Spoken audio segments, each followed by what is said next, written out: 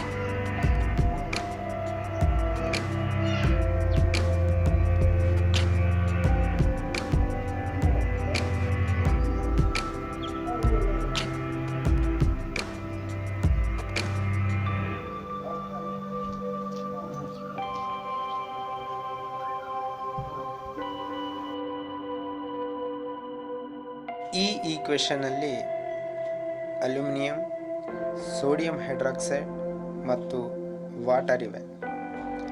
ಇವುಗಳು ರಿಯಾಕ್ಟ್ ಆಗಿ sodium ಅಲ್ಯುಮಿನೇಟ್ salt ಮತ್ತು ಹೈಡ್ರೋಜನ್ ಗ್ಯಾಸನ್ನು ಉತ್ಪತ್ತಿ ಮಾಡುತ್ತವೆ.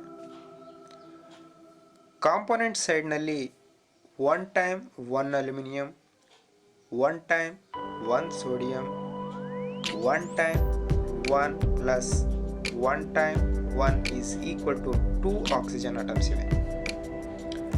Hydrogen 1 time 1 plus 2 times 1 is 2 is equal to 3 hydrogen atoms ಇವೆ.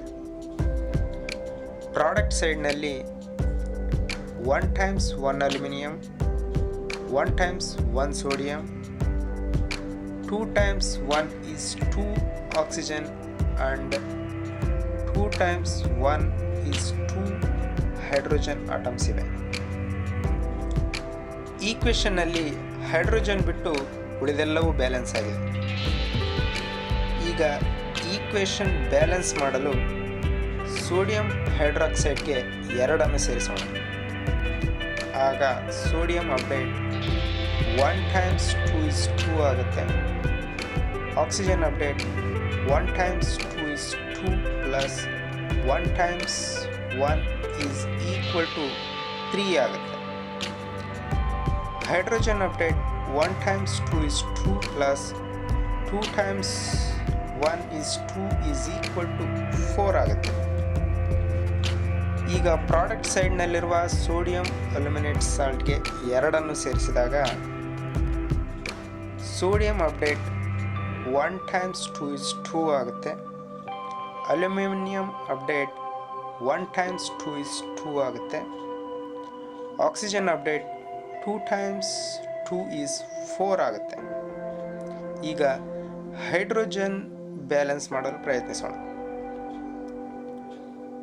ಕಾಂಪೊನೆಂಟ್ ಸೈಡ್ನಲ್ಲಿರುವ ವಾಟರ್ಗೆ ಎರಡನ್ನು ಸೇರಿಸಿದಾಗ hydrogen update 1 times 2 is 2 plus 2 times 2 is 4 is equal to 6 ಆಗುತ್ತೆ. Oxygen update 1 times 2 is 2 plus 1 times 2 is 2 is equal to 4 ಆಗುತ್ತೆ. ಈಗ product ಸೈಡ್ನಲ್ಲಿರುವ ಹೈಡ್ರೋಜನ್ಗೆ 3 ಸೇರಿಸಿದಾಗ hydrogen update 2 times 3 is equal to 6 atoms ಆಗುತ್ತೆ. Finally component ಸೈಡ್ನಲ್ಲಿರುವ ಅಲ್ಯೂಮಿನಿಯಂಗೆ ಎರಡನ್ನು ಸೇರಿಸಿದಾಗ 1 times 2 is 2 is equal to 2 aluminium atoms ಆಗುತ್ತೆ. ಈಗ equation balance ಆಗಿದೆ. This is the balanced equation for aluminium, sodium hydroxide and water.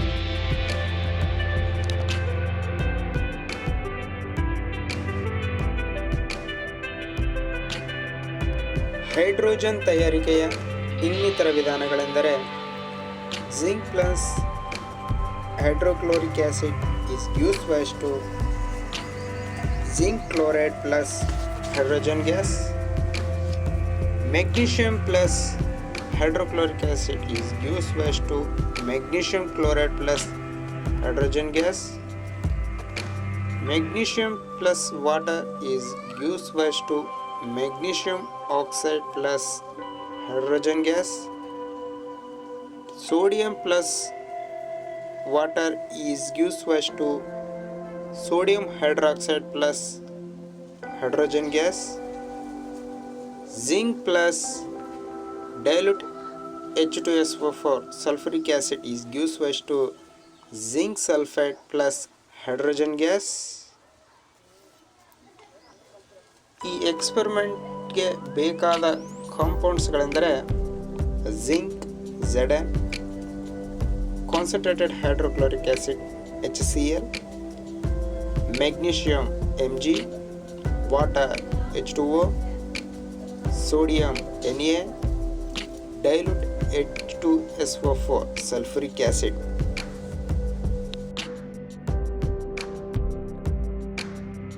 Hydrogen ಪ್ರಕೃತಿಯಲ್ಲಿ ಹೇರಳವಾಗಿ ದೊರಕುವ ಮೂಲವಸ್ತು.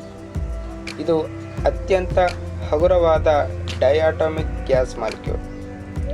ಇದರ ಅಟಾಮಿಕ್ ನಂಬರ್ 1 ಆಗಿದ್ದು atomic weight 1.00794 atomic mass unit ಆಗಿದೆ.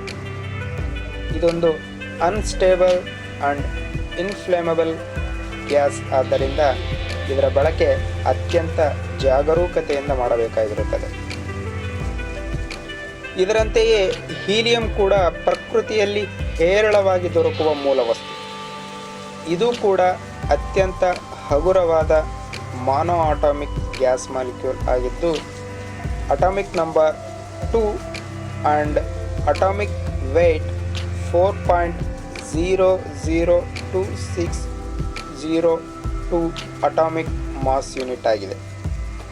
ಇದೊಂದು ಬಣ್ಣವಿಲ್ಲದ, ರುಚಿ ಇಲ್ಲದ, ವಾಸನೆ ಇಲ್ಲದ, ಬೆಂಕಿಯ ಜೊತೆ ಹೊತ್ತಿ ಹುರಿಯದ, ವಿಷಕಾರಿಯಲ್ಲದ ಗ್ಯಾಸ್ ಮಾಲಿಕ್ಯೂಲ್ ಆಗಿದ್ದು ಪಾರ್ಟಿ ಫಂಕ್ಷನ್ಗಳನ್ನು ಮಾಡಬೇಕಾದರೆ ಹೀಲಿಯಂ ಗ್ಯಾಸ್ ಬಲೂನ್ಗಳನ್ನೇ ಅಲಂಕಾರಿಕ ವಸ್ತುಗಳಾಗಿ ಉಪಯೋಗಿಸುತ್ತಾರೆ.